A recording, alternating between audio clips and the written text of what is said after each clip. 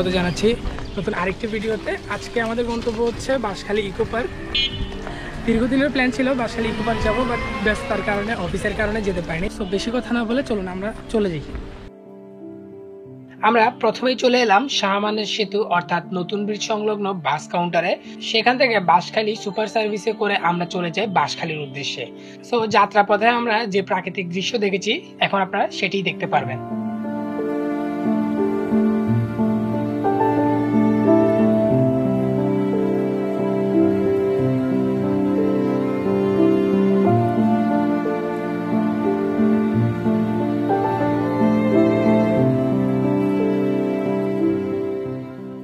দীর্ঘ 1 ঘন্টা 20 minute journey করার পর আমরা চলে এলাম বাঁশখালী ইকো পার্কের সামনে। যেহেতু আমরা সকাল সকাল বেরিয়েছি, যার কারণে আমাদের সকালের নাস্তা করা হয়নি, তাই আমরা বাস থেকে নেমেই একটি হোটেলে যাই নিজেদের নাস্তা সারার জন্য।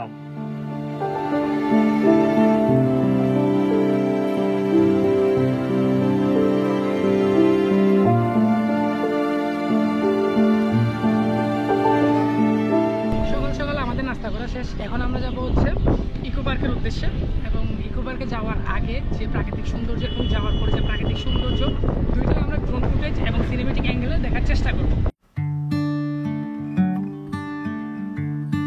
বাঁশখালী ইকো পার্কে প্রবেশ করার পূর্বেই আপনি যে প্রাকৃতিক সৌন্দর্য দেখতে পাবেন সেটি আপনাকে অনেক বেশি মুগ্ধ করবে, আর সেই মুগ্ধতার কারণেই আপনার বাঁশখালী ইকো পার্ক দেখার আরো প্রবল আকাঙ্ক্ষা বেড়ে যাবে। বলে রাখা ভালো, এখানে হাতির আনাগোনা অনেক বেশি, সুতরাং হাতি থেকে সাবধান।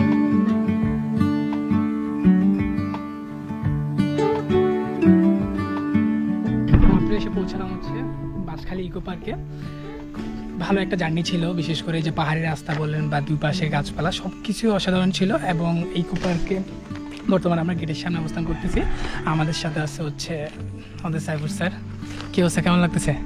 আর আমাদের আজকের সঙ্গী ছিলেন আমাদের চাচা। চাচা, কি অবস্থা, কেমন লাগছে আপনার? ভালো। আচ্ছা, তাহলে দোয়া করবেন আমাদের জন্য, আর আপনাকে ইনশাল্লাহ আমাদের চ্যানেলে দেখা যাবে। ওকে, তো এখন আমরা প্রবেশ করবো টিকিট মূল্য নিয়ে। ওকে, আমরা আসি, আবার আসলে দেখা হবে ইনশাল্লাহ ইনশাল্লাহ।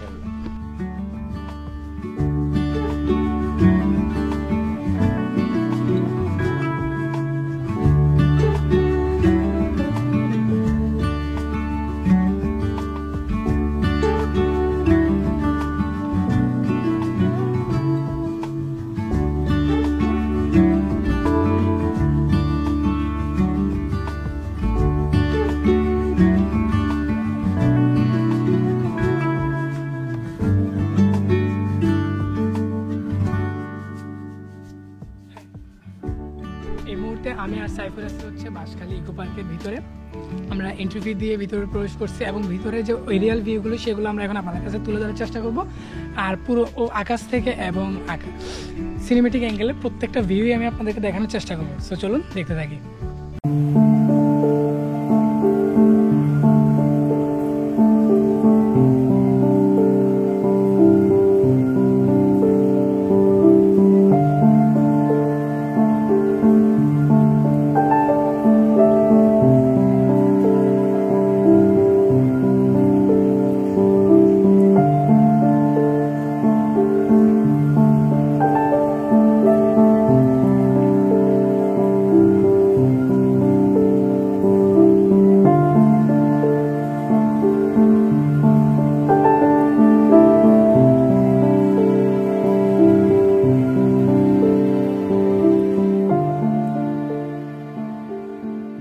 ঝুলন্ত ব্রিজ সম্পর্কে আমরা একটু জেনে নিব। প্রথমত, এটি তৈরি করা হয় মাননীয় প্রধানমন্ত্রী পরিবেশ ও বন মন্ত্রণালয়। এটি তৈরি করার তারিখ হচ্ছে 17 জুন 2016। গণপ্রজাতন্ত্রী বাংলাদেশ সরকার ঝুলন্ত সেতু। এবং ঝুলন্ত সেতুর একটা বিশেষ জিনিস হচ্ছে এটা পুরোটাই যেহেতু ঝুলন্ত, এখানে যে প্রত্যেকটা রয়েছে, এই যেই দড়ি বা যেই লোহার টুকরোগুলোর উপরে বা যেই এগুলিকে কি বলে, লোহার পাত বলতে পারে, বা যে কোনো কিছু যেটার উপরে ঝুলে রয়েছে, সেগুলো অ্যাকচুয়ালি প্রত্যেকটা এতটাই ভালো কোয়ালিটির যে এগুলো দীর্ঘদিন টিকে থাকে। এবং এই ঝুলন্ত সেতুর উপরে একটা বোর্ড দেওয়া আছে যে ঝুঁকিপূর্ণ ঝুলন্ত সেতু 10 জনের অধিক একসাথে প্রবেশ নিষেধ। তো এটা হচ্ছে সেই ঝুলন্ত সেতু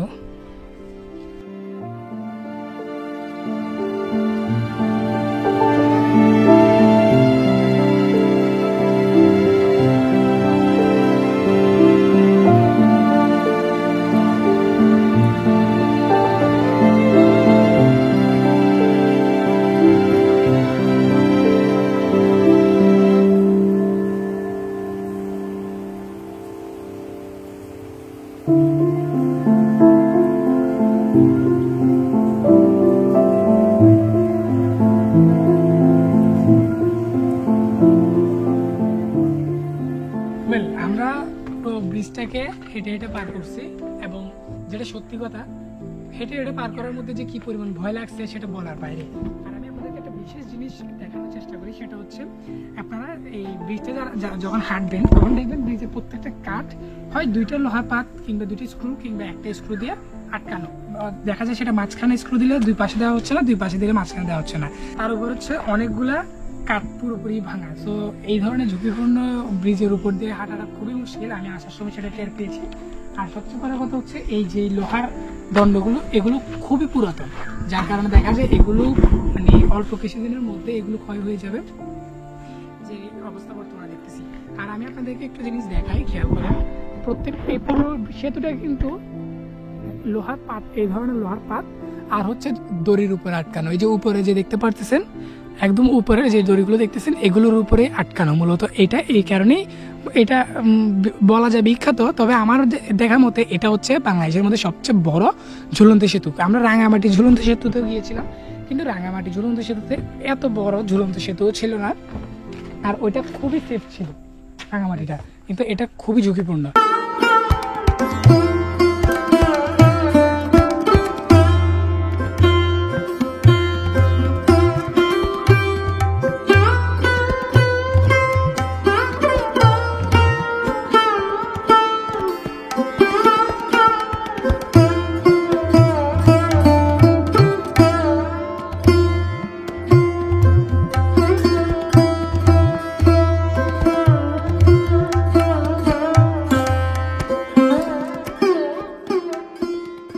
আমরা এখন একদম বাঁশখালীর একদম ভিতরের সাইডে আছি, যেখানে মানুষজন আদৌ আসে কিনা সেটা সন্দেহ আছে। আর আমরা প্রত্যেকটা জায়গা এক্সপ্লোর করার জন্য চেষ্টা করতেছি। অ্যান্ড অনেকেই আমরা বলেন যে ভাই আমার এইগুলো ভয় লাগে কিনা, যেটা সত্যি কথা।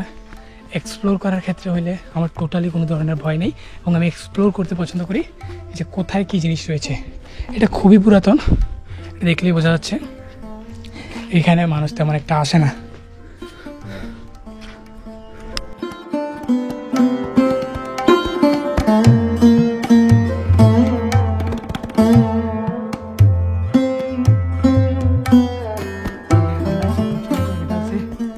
একদম পিছনের জায়গাটা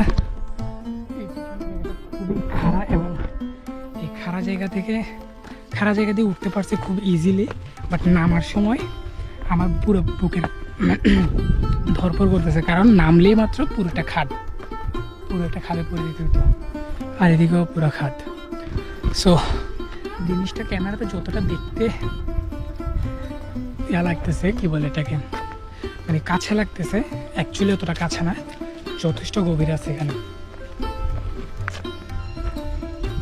আর এক্সপ্লোরটা কিন্তু সেরা ছিল। আমরা প্রায় অনেক মাস পর আমরা এই ধরনের এক্সপ্লোরে নামছি। আমাদের মনে হয় এই ধরনের এক্সপ্লোর লাস্ট ছিল হচ্ছে খোয়াছড়া ঝর্ণায়। সো আশা করি এই ভিডিওটা আপনাদের ভালো লাগবে।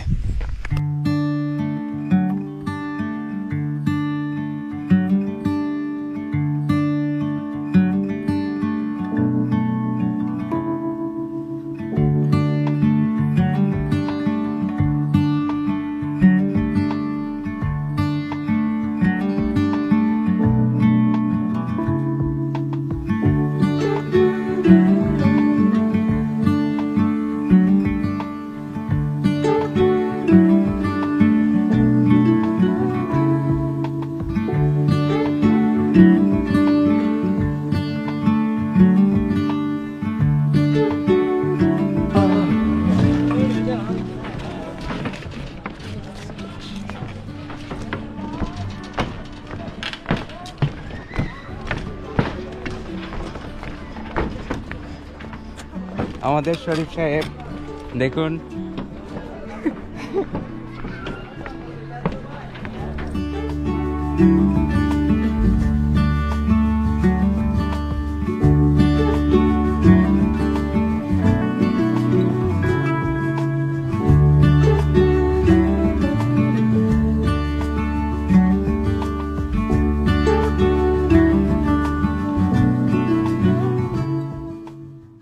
দর্শক এই মুহূর্তে হয়তো বা আমরা ওয়াচ টাওয়ারের দিকে যাচ্ছি, কারণ এটার অ্যাকচুয়াল ম্যাপটা আমাদের নাই। তো আমরা ঘুরতে ঘুরতে যেখানে যে জায়গা পাচ্ছি সেটাতেই যাচ্ছি।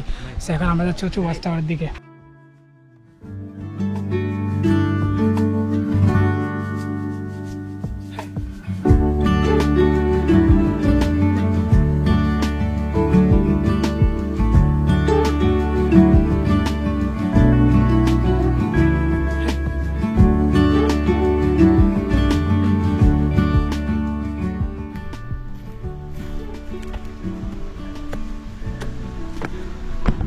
এই হচ্ছে আমাদের কাঙ্ক্ষিত সেই ওয়াচ টাওয়ার। এটা হয়তো বা 4 তলা, হ্যাঁ 5 তলা বিশিষ্ট। আমরা কতটুকু যেতে পারি তার চেষ্টাই করি।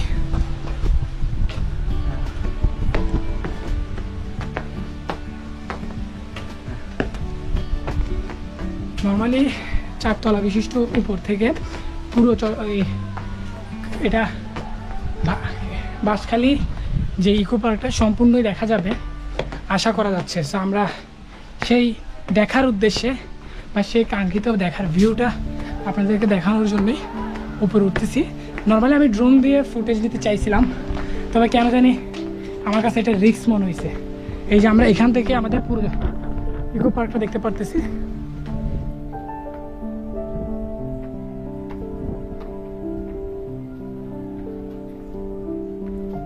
আর এখন হার্শ লাইট হওয়াতে অর্থাৎ সানলাইটটা খুব হার্শ, যার কারণে প্রপার ভিউটা ওয়ান সাইডে খুব ভালো আসে এবং অপর পাশে তেমন একটা ভিউ নাই বললেই চলে।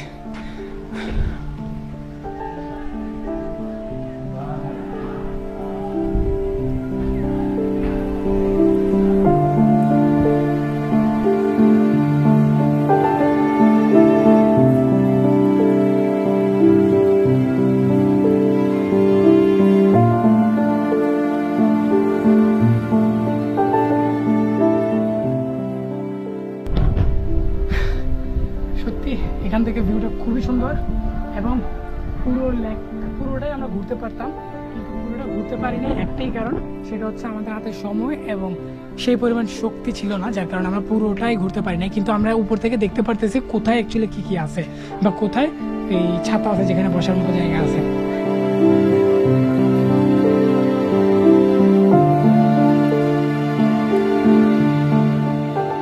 সরকার পতনের পর বাঁশখালী ইকো পার্কটি তেমন একটা রক্ষণাবেক্ষণ করা হয়নি, আর এই কারণেই এর প্রত্যেকটা বসার জায়গা, প্রত্যেকটা স্পট খুব বেশি নোংরা এবং ভেঙে যাওয়ার অবস্থায় রয়েছে এবং বেশ কিছু স্পট অলমোস্ট ভেঙেই গিয়েছে।